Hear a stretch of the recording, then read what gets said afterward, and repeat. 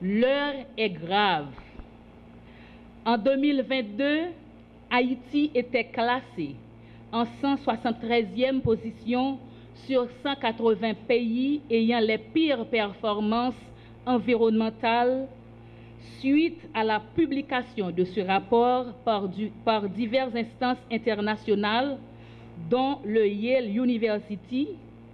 Fernando Hiraldo, coordonnateur résident de l'ONU en Haïti, a souligné la vulnérabilité du pays qui souffre constamment des conséquences de la dégradation des écosystèmes, de la disparition de la biodiversité et du changement climatique.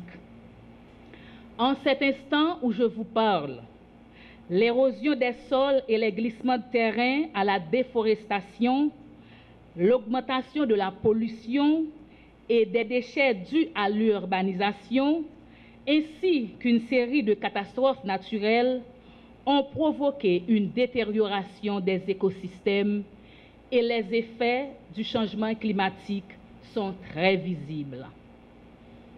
En conséquence, des actions concrètes doivent se poser et toutes les couches de la vie nationale doivent se mêler de la partie.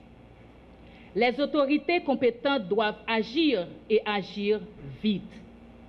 Les communautés doivent prendre conscience. Tous les professionnels du pays doivent agir. Les jeunes, les femmes ont leur partition à jouer. La presse en général, composée des médias traditionnels et numériques, doivent emboîter le pas. C'est en ce sens que la section environnement d'Impulse Web Média a vu la nécessité d'impliquer davantage le média numérique que je dirige depuis 4 ans. 4 années de dur labeur où on a eu des hauts et des bas, mais on a su tenir pour y arriver. Pour nous, à Impulse Web Média, grâce à notre responsable de section environnement et en ma qualité de journaliste écologique, la question de l'environnement est une priorité. Une priorité parce que le problème environnemental de notre cher Haïti est plus qu'alarmant. Donc, nous invitons les médias à s'impliquer dans la lutte en faveur d'un environnement sain et à prioriser les dossiers qui y sont liés aux côtés des dossiers politiques, économiques, sociaux et j'en passe. À l'heure où nous sommes, la protection de l'environnement est devenue une mission et même une responsabilité envers nous-mêmes, envers nos communautés, envers la terre que nous devons sauvegarder à tout prix. Oui, des journalistes doivent se former en la matière afin de mieux informer, former les auditeurs, téléspectateurs, lecteurs, lectrices, ainsi que les internautes. Nous, journalistes professionnels haïtiens, avons le devoir de proposer d'autres contenus utiles afin de prendre en main notre responsabilité. Et si je me réfère au dernier titre du livre du docteur Renan Edouville, qui va apparaître et qui est un travail purement académique, la liberté de la presse entre le droit d'informer et le devoir d'être responsable. Donc, l'on peut comprendre que les médias, les journalistes et les travailleurs, travailleuses de la presse ont certes le droit d'informer la population, mais ils ont également le devoir d'être responsables en leur offrant des contenus de qualité pour mieux alimenter l'opinion publique. Former et sensibiliser la population haïtienne sur des questions liées à la protection de l'environnement et au développement durable afin d'inciter les gens à devenir des éco-citoyens dans leurs pratiques quotidiennes doivent être une priorité pour les journalistes et travailleurs de la presse. Les journalistes doivent produire des contenus audiovisuels, des podcasts et des textes, ainsi que des spots de sensibilisation relatifs à l'environnement où il fait bon de vivre. C'est en ce sens qu'une association a vu le jour le vendredi 18 août 2023 à Port-au-Prince et d'autres journalistes évoluant dans d'autres régions du pays en fait partie, dénommé Collectif des journalistes haïtiens engagés pour l'environnement, projet dont j'assure sa coordination générale. Déjà, le collectif est composé d'une vingtaine de journalistes et travailleurs de la presse intéressés à travailler sur des sujets et des projets liés à l'environnement, au réchauffement climatique et les objectifs de développement durable, les ODD, à faire de la promotion pour les institutions et ou des entreprises et des personnes qui font des travaux extraordinaires dans le domaine de la promotion et la protection de l'environnement où le droit à l'environnement est respecté. L'activité de ce matin se déroule sur un chapitre important, très important en matière des droits de l'homme. C'est le droit à l'environnement. Un droit tant que tout l'autre droit, un droit que nous devons jouir pour nous capables de vivre tant que monde dans un environnement sain, dans un environnement tranquille,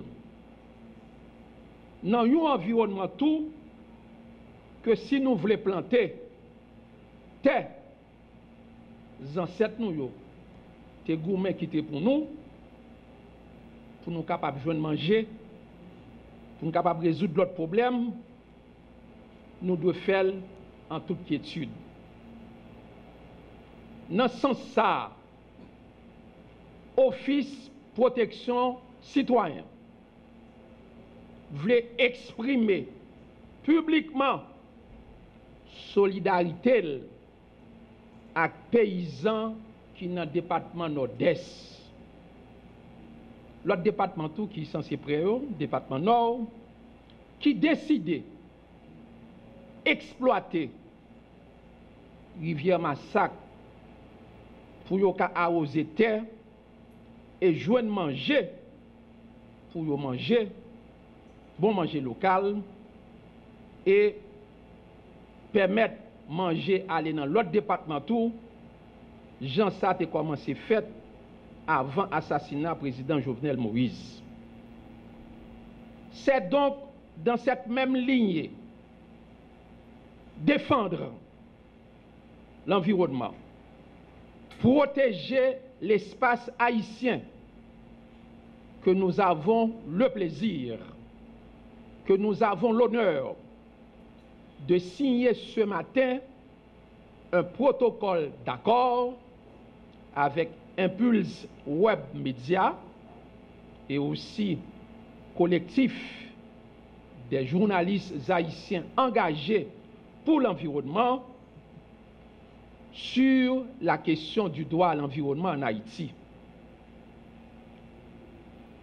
Je salue le courage, la détermination, la volonté des responsables de Impulse Web Media et du collectif des journalistes haïtiens engagés pour l'environnement et particulièrement sa présidente et sa coordonnatrice, la distinguée consoeur Lovely Stanley Numa. Cet engagement, cette volonté, cette détermination de toute l'équipe de ces deux organisations sœurs font de l'environnement une question fondamentale dans le cadre de leurs multiples activités. Chers amis, nous devons préciser que négliger l'environnement, c'est négliger les droits humains. La prise en considération du droit à l'environnement facilite l'exercice et la jouissance des autres droits humains. Madame la Présidente de Impulse Web Média et en même temps coordonnatrice générale du collectif des journalistes haïtiens engagés pour l'environnement, l'OPC, en sa qualité d'institution nationale de protection des droits humains et faisant la question des droits de l'homme une question large, une question globale, avec bien évidemment l'accent sur le droit à l'environnement, vous promet toute sa collaboration. Dans le cadre justement de la signature de ce protocole d'accord ce matin. Comme nous l'avions dit, et comme on le répète,